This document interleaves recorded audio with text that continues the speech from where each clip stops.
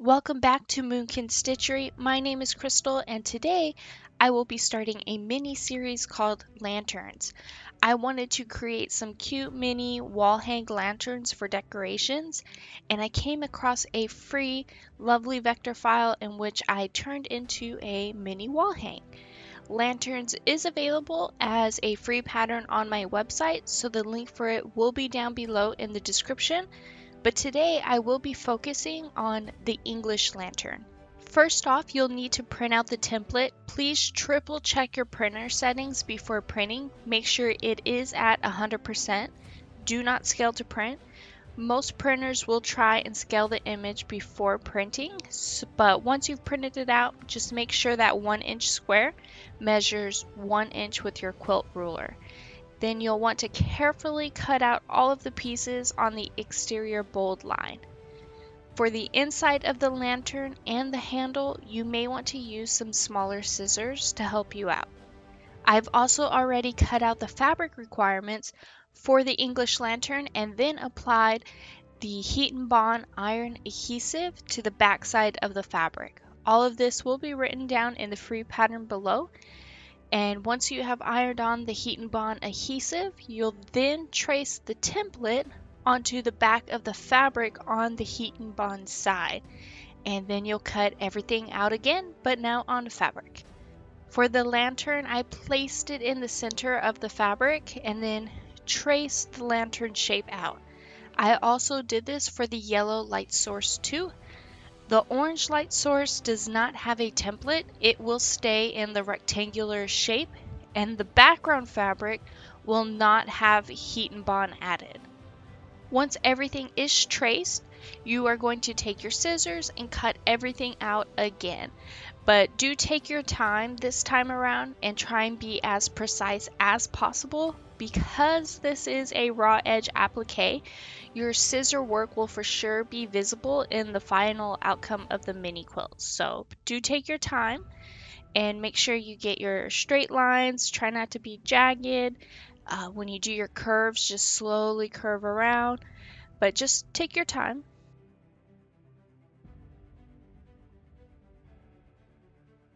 While you're at it, if you could please take a moment and like and subscribe to this video, hit the notification bell so you'll be notified for your next sewing project.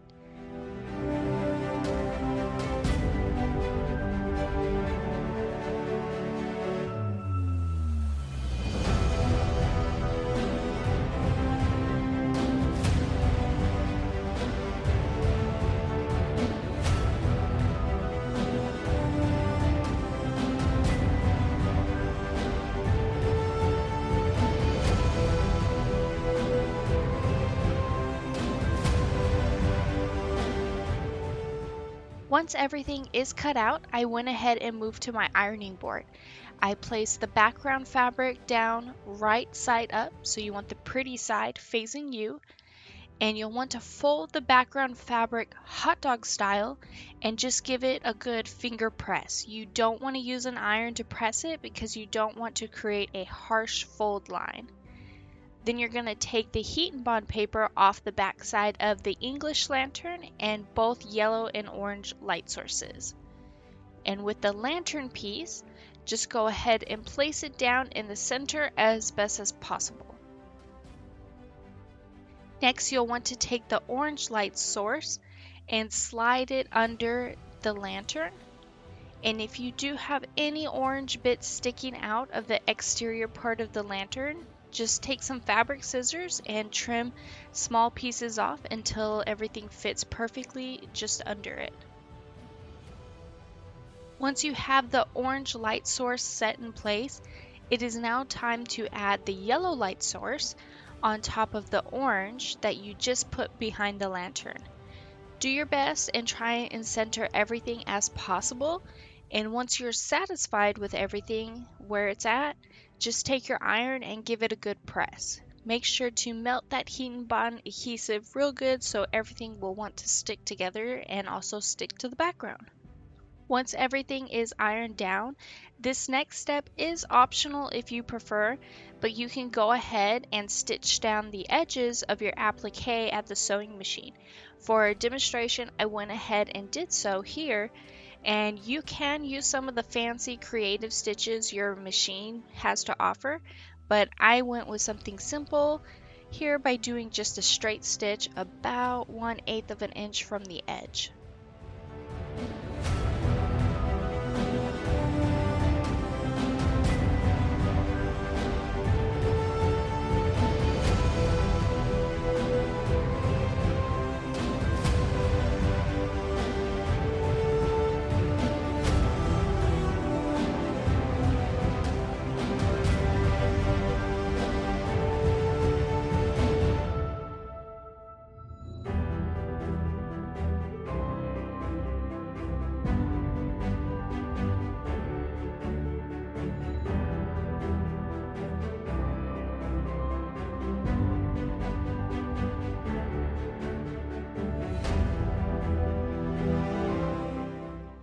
Before I take the mini quilt to my Longarm machine, I'm going to use a fabric erasable marker. I'm using the highlighter version of the friction pin, which will remove with heat.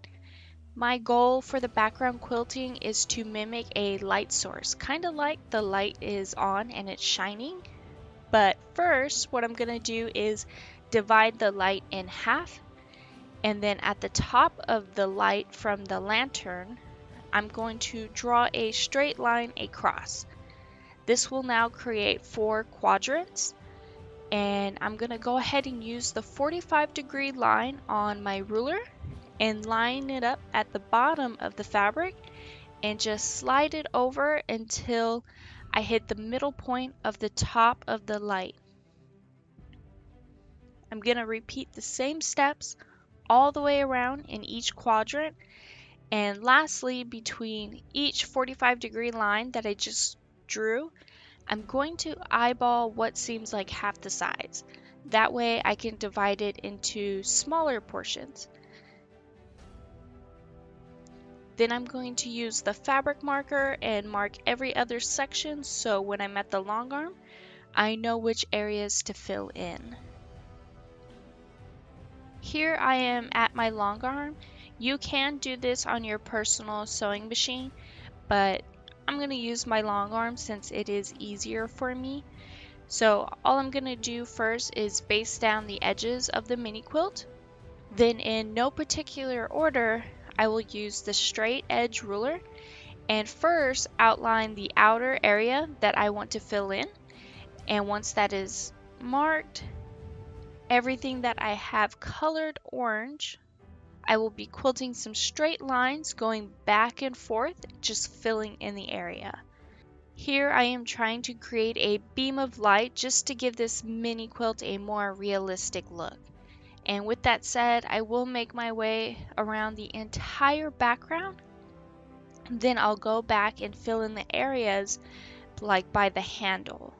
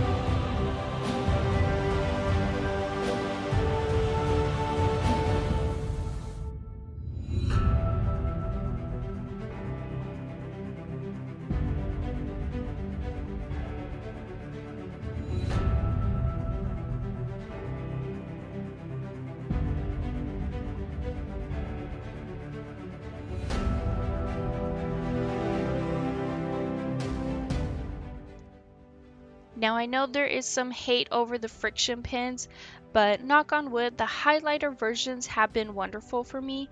So here I am just going to iron it just to quickly get rid of some of the lines just before I move on to quilting the lantern. For the lantern, I want to subdivide it into sections. The top section, sides, the inner curve of the lantern, and lastly the base. To get started on the base, I first want to section it off. I'll be creating a straight line like so.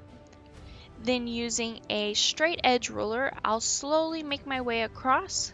Then after dividing that section up, I'm going to now quilt within that area while curving around the corners and just go back and forth within it. I am going to do some pretty dense quilting here just so I can provide it some pretty good texture.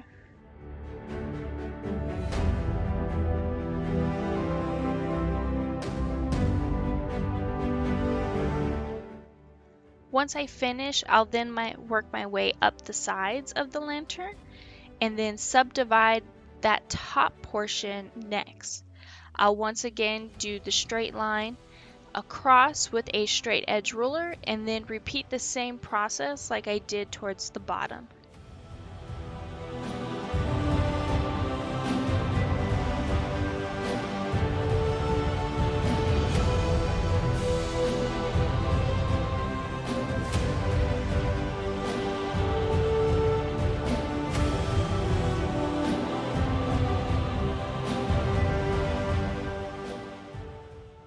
After I have quilted this to death, I will then travel down and start working on the sides. I'll just move up and down and slowly making sure I'll stay within this section. Now I'll move forward in quilting the curved inner workings, moving back and forth and all around in the center, and then I'll make my way back to the left side and quilt that area as well.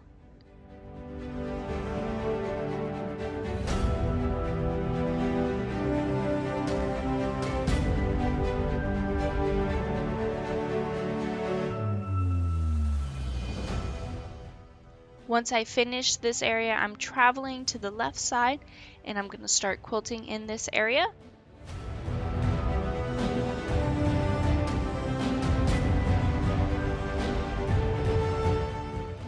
I'll then work my way back up to the top and start subdividing again. I'll just keep repeating this process because I want to give this quilt like some life. And just go ahead and keep watching so you can see how I keep subdividing and quilting and finishing it off.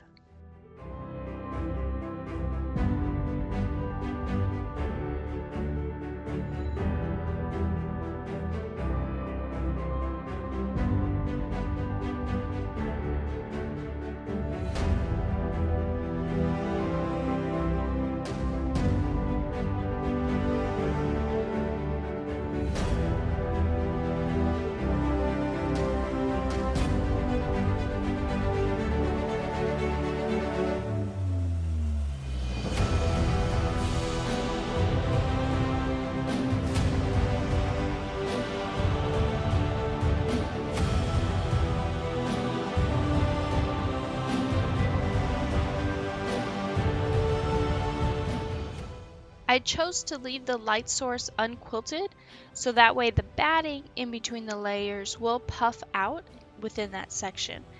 Now after you have finished quilting this cute little wall hang, you'll just need to add binding and you're done. I hope you've enjoyed this mini quilt series. If you could please take a moment to like and subscribe to my channel, hit the notification bell so you'll be notified for your next amazing quilt project. That would be very appreciated. And thank you so much. I hope you have a wonderful day.